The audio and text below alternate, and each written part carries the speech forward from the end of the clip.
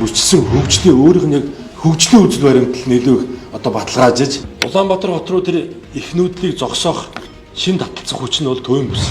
Дэд үтс нь бэлэн болсон. Дулаан эрчим үж цэвэр ус бэлэн болсон байна. Одоо зам харилцаа эдийн засаг худалдааны бид нар хамгийн том давуу тал бидэнд байна. Аль ч аймагт ийм давуу тал байхгүй. Бараг бүх сум маань засмал замтай холбогдоод одоо манай сэлбчүүд бол одоо өрх бүрэн үйлдвэрлэгч одоо эрчимдсэн мал аж ахуй газар тариалан одоо хосолсон ийм онцлог бүхий уламжлалт хөдөө аж ахуйн салбарыг хөгжүүлэх хамгийн том боломжтой.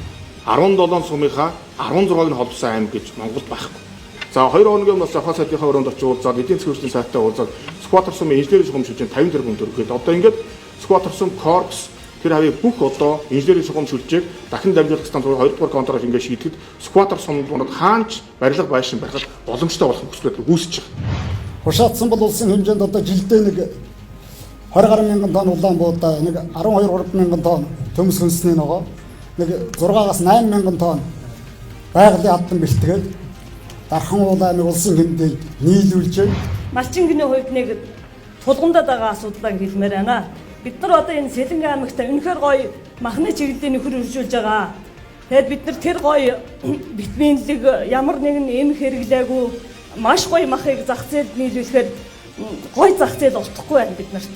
Одоо хүний бодлоор олон улсын худалдааны төв ч юм уу дархны зах шиг тийм хэлбэртэй нэг томхон хөлдөөгчтэй малчид болгоно, фермерүүд болгоно нэг тасалгаа эзэмшдэг тэрэндээ тог түрээс төлдөг байвал тийм хөлдөөгчтэй очиод Монгол улсад одоо энэ их гоё эрүүл маха ялангуяа сургууль цэцэрлэгийн хөвгтэй хоол, эмнэлгийн хоол тийм юмд нийлүүлэхэд бид нар бэлэн байна.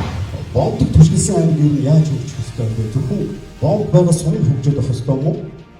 Аймгийн төвөнд хөгжөөд авах ёстой юм уу? Аймагт тэр чигээр яаж хөгжих ёстой вэ? Боомдод түшгэлээд бидэд маш том боломж байгаа шүү дээ. Баярлалаа, бас сайхан мэдээнүүд бас нэлээд сайхан дуулгасан манай сангийн сайд маань бас төрийн албан хаагчдыг доктор суурширтай ажиллах боломжоор нь хангаж тэр нэмэгдэл урамшуулалт цалин хөлс нэмсэн гэдэг бол биднэрт бол таатай мэдээлэл байна.